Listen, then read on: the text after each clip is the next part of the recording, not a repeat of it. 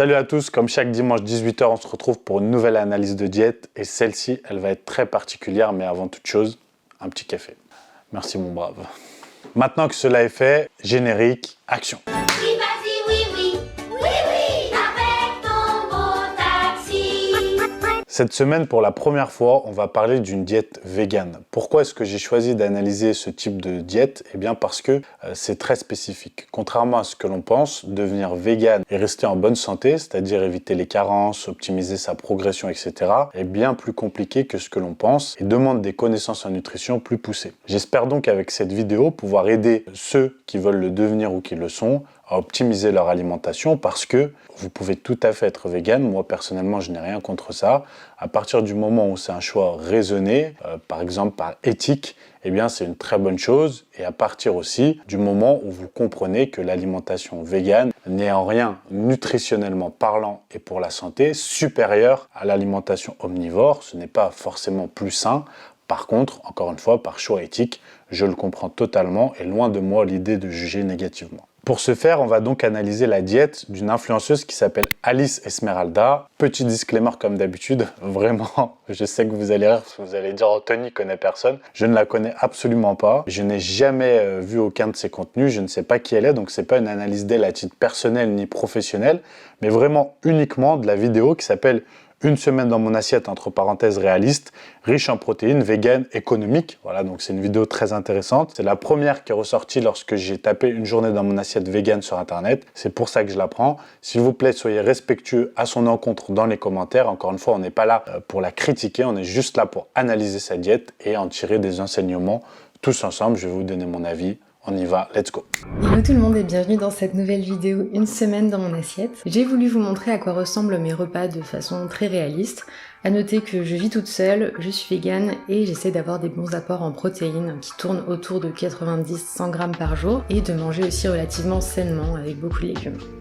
On note que contrairement aux autres analyses, on n'a aucune idée de son objectif. Est-ce que c'est de la perte de poids, de la prise de muscle ou autre? C'est peut-être juste une alimentation pour rester en bonne santé. Elle a expliqué au début de la vidéo qu'elle essayait de consommer 90-100 grammes de protéines, donc un apport en protéines suffisamment haut. Donc je ne vais pas parler de termes de perte de poids ou autre. On va vraiment aborder ça d'un aspect santé, comme je vous l'ai dit, pour aider à optimiser ceux qui veulent être véganes, aider à avoir la meilleure alimentation possible. Parce que vous allez le voir, comme je l'ai dit au début de la vidéo, quand on est végane, on a différents types de problèmes qu'on va pouvoir rencontrer, des carences ou autres, dues à certaines choses. Je vais sûrement pouvoir le développer grâce à son alimentation. On va le voir avec le petit déjeuner déjà. Et commencer par mes petits déjeuners. C'est mon repas préféré de la journée, je ne me sens pas en forme si je commence pas ma journée en mangeant. Si vous avez l'habitude de voir mes contenus, je pense qu'à ce stade-là, vous l'avez bien compris. Donc je mélange des flocons d'avoine et des protéines en poudre vegan à la vanille.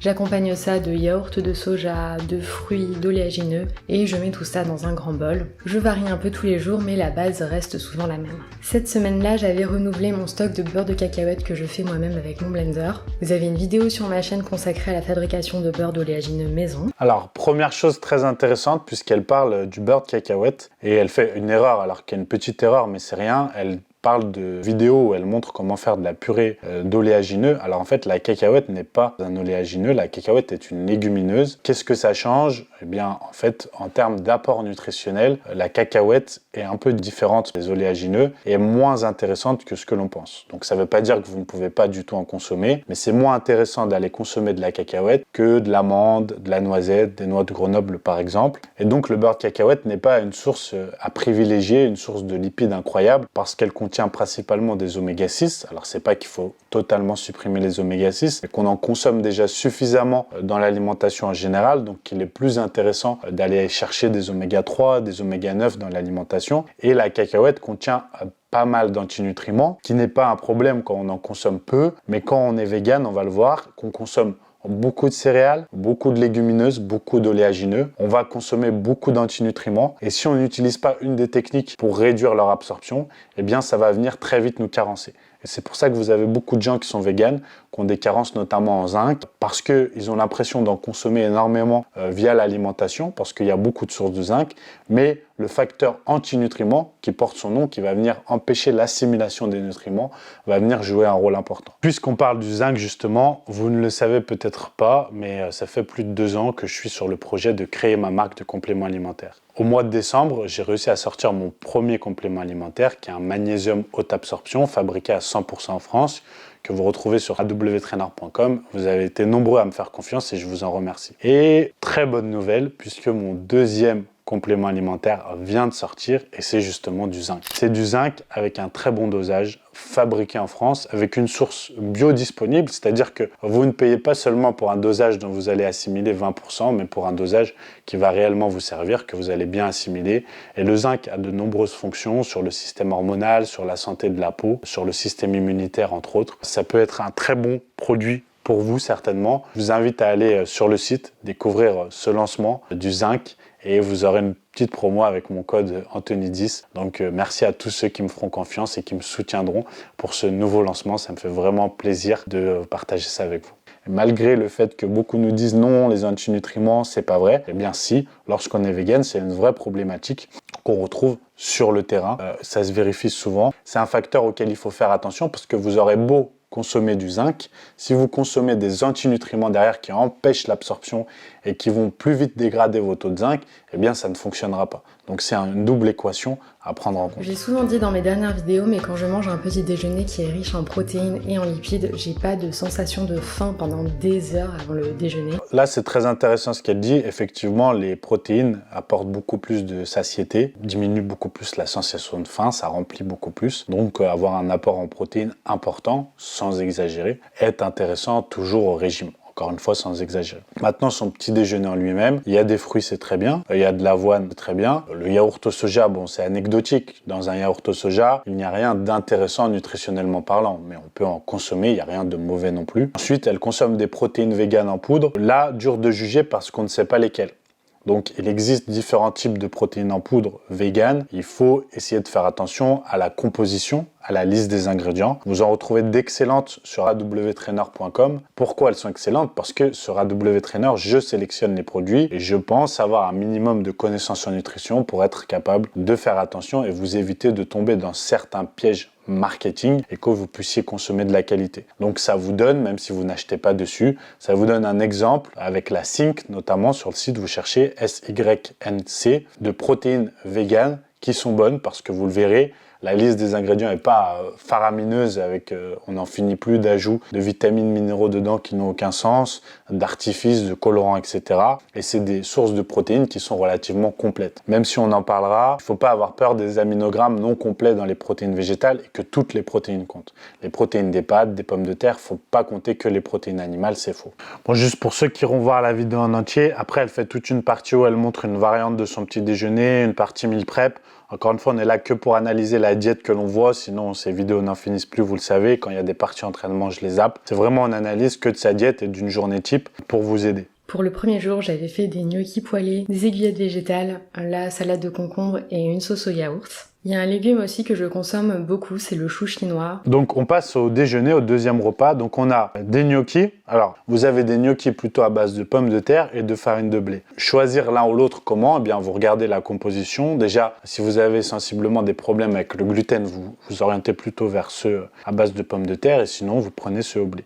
Est-ce que les gnocchis sont mauvais? Eh bien non, c'est une source de glucides comme les pâtes, comme le riz.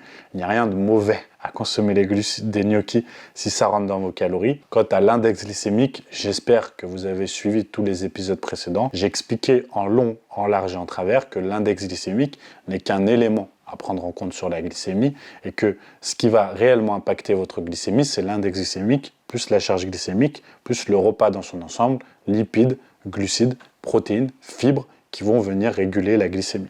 Donc quand vous consommez des gnocchis ou même de la purée, vous avez peur parce que l'index glycémique est élevé. Mais si en vérité vous regardez là, dans son repas, il y a des fibres, il y a des protéines, il y a des lipides qui vont venir équilibrer l'équation et faire que les gnocchis n'auront qu'un impact modéré, sain sur la glycémie et donc ce sera exactement comme aller manger du riz ou autre. Donc vous pouvez consommer des gnocchis. Donc ensuite, elle consomme des légumes, une sauce au yaourt, donc légumes très bien, rien à dire. Sauce au yaourt, donc sans doute un yaourt végétal, on en a déjà parlé précédemment, et des aiguillettes de poulet végétal. Alors là, par contre, ça c'est intéressant. Regardez bien la composition, parce que généralement, ce type de produit, alors là on ne sait pas la marque, etc. Je fais une supposition, je vous alerte juste à bien regarder la liste des ingrédients. Beaucoup sont très transformés. Alors, c'est pas parce qu'un produit est très transformé qu'il est forcément négatif à la santé. Encore une fois, il faut regarder la liste des ingrédients, il y a plein de facteurs à prendre en compte. Quoi qu'il en soit, souvent, ce ne sont pas des produits qui sont top santé.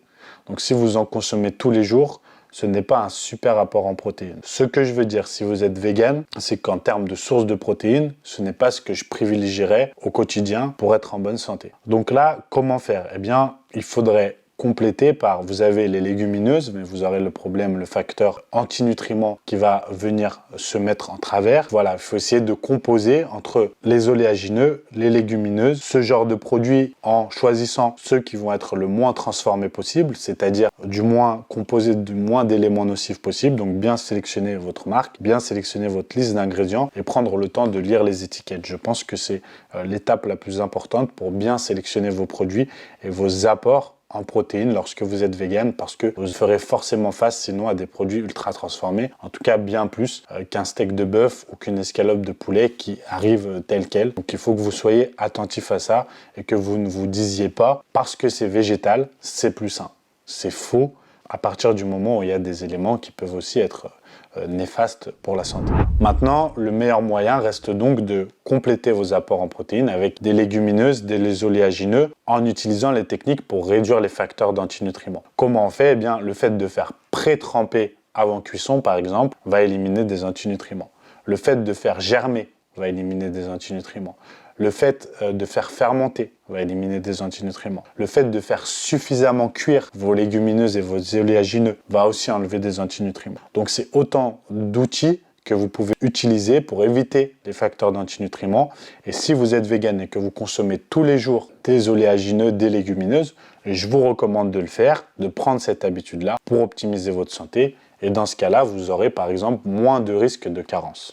Vous voyez, là par exemple, donc elle montre différents exemples de déjeuner, d'autres exemples, donc c'est très intéressant pour ceux qui sont véganes, ça donne des idées. Mais on a un exemple type que je vais donc utiliser. On a des escalopes de soja panées de la marque Simple, Bon et Bio. J'ai utilisé des escalopes panées de la gamme végétale du magasin Aldi et j'ai toujours des produits de cette gamme dans mon frigo. Les packaging font pas hyper envie, mais ils ont une gamme végétale qui est vraiment bonne. Là, vous le voyez, c'est vegan, mais déjà c'est pané. Donc, on va regarder la liste des ingrédients. En checkant la liste des ingrédients, on est sur eau, tofu 18%, gluten de blé 17%, huile de tournesol, chapelure de blé, eau, sel, protéines de soja hachées, oignons, sel marin, épices, sucre de canne, levure, épaississant, farine de graines de caroube, céleri et traces potentielles de gluten et de soja. Donc vous voyez, on est sur un produit qui est pas top. Alors c'est pas horrible, mais ça reste pas top en termes de source. Et surtout, on est sur un produit qui contient 11 grammes de lipides par portion pour 16 grammes de protéines. Quasiment autant de lipides que de protéines, sachant que ce ne sont que des sources de lipides qui sont peu intéressantes. Voilà pour le coup. Et c'est du pané. C'est pas ultra intéressant, vous le voyez là, pour un produit vegan. Donc pour conclure, dans tous les exemples de déjeuner, elle utilise des recompositions végétales qui vont être similaires à de la viande. D'ailleurs, on n'a plus le droit d'utiliser le terme steak végétal. Je crois maintenant que c'est interdit. Là, dans ce cas-là, vous voyez, c'est pas quelque chose que je vous recommande quotidiennement. C'est vraiment pas l'approche la plus saine. Quand vous voyez la liste des ingrédients de ces produits, et c'est pas les protéines en plus qui sont les plus intéressantes. Donc là, vraiment, je vous recommande plutôt, lorsque vous êtes vegan, de venir utiliser une matrice différente de protéines pour venir compléter vos apports. Donc vous avez, comme je l'ai dit, les légumineuses. Là, ça aurait été intéressant d'aller rajouter, pourquoi pas des pois chiches, pourquoi pas des lentilles, pourquoi pas des haricots blancs, pourquoi pas des haricots rouges. Plutôt que du riz, consommer des sources de glucides qui vont être plus intéressantes en termes de protéines. Pourquoi pas, vous avez des pâtes, maintenant des pâtes qui sont faites, des pâtes aux lentilles corail, des spaghettis au quinoa, du quinoa justement. Vous voyez, ces sources de glucides qui vont contenir aussi des protéines. Allez compléter avec des oléagineux, pourquoi pas, des noix de cajou, des amandes. Et après, comme elle l'a très bien fait le matin, consommer des bonnes protéines végétales en poudre par exemple, et vous pourrez avoir un bon apport en protéines déjà sur ces 2 repas. Et là, quel est le principal problème jusqu'à présent? Ce sont les lipides, parce qu'on a une très grosse absence de sources de lipides intéressantes. Et quoi que vous fassiez, que vous vouliez perdre du poids, que vous vouliez prendre du muscle, que vous soyez un homme, une femme, que vous soyez vegan, végétarien, omnivore, que vous fassiez l'OMAD, le jeûne intermittent, peu importe, vous avez besoin de suffisamment de lipides et d'apports variés. Pour votre système cardiovasculaire, votre cœur, parce que vous n'avez qu'une seule santé, et ça peut vous éloigner autant que possible des problèmes cardiaques, des accidents vasculaires cérébraux, etc., etc. Vous en avez besoin pour vos articulations, pour la santé de vos cheveux, de vos yeux, de votre peau, pour la performance, même pour perdre du gras. Donc vous ne devez pas négliger ça. Et là, c'est vraiment négligé parce qu'on n'a pas d'apport intéressant en lipides. Sachant que le deuxième point après les antinutriments, les éventuelles carences pour les véganes, c'est vraiment l'apport en lipides. Pourquoi? Parce que vous avez différents types d'oméga 3. Écoutez bien, c'est très important. Vous avez l'EPA et la DHA qui sont issus des sources animales, donc c'est des oméga 3 d'origine animale, qu'on retrouve dans les poissons gras par exemple, et vous avez les ALA. ALA. Ce sont des oméga 3 issus des végétaux. Sauf que les ALA demandent à être convertis pour être bien assimilés.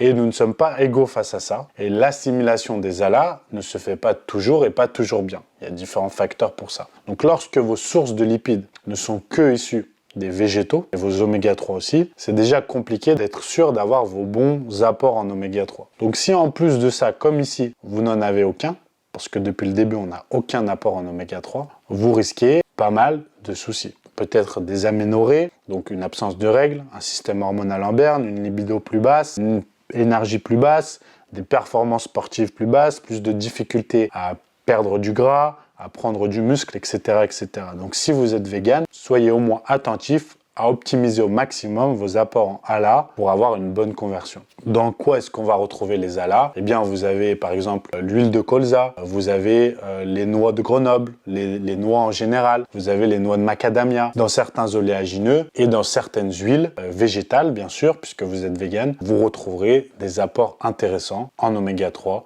et il faut que vous en consommiez. On passe maintenant à mes repas du soir. Donc j'avais du tofu, des fèves et des brocolis accompagnés d'une sauce au yaourt et curry. Voilà, donc là, rien à dire, hein, elle consomme suffisamment de légumes, elle consomme des brocolis, elle prend des fèves. Donc c'est vrai que j'ai cité en source de protéines certains oléagineux, les fèves aussi, voilà, ça peut être une bonne option. Donc là, c'est relativement bien. Il y a aussi une assiette que j'ai fait exprès pour un réel que vous pouvez retrouver sur Instagram à base de tofu à la citronnelle et au gingembre. Et le tofu peut être une bonne source de protéines. On a vu le dîner et vraiment le principal problème de cette vidéo, eh bien, c'est les lipides qu'on ne mentionne quasi jamais. Les sources de lipides sont quasi absentes. Alors en fait, si on fait la somme de tout ce qu'elle mange, bien sûr qu'elle mange un total de lipides certainement convenable. Je parle d'amener les bonnes sources de lipides, surtout quand on est vegan. Ça va être plus difficile parce que quand vous êtes omnivore ou même végétarien, déjà le jaune d'œuf va être une excellente source de lipides, d'oméga 3, de cholestérol.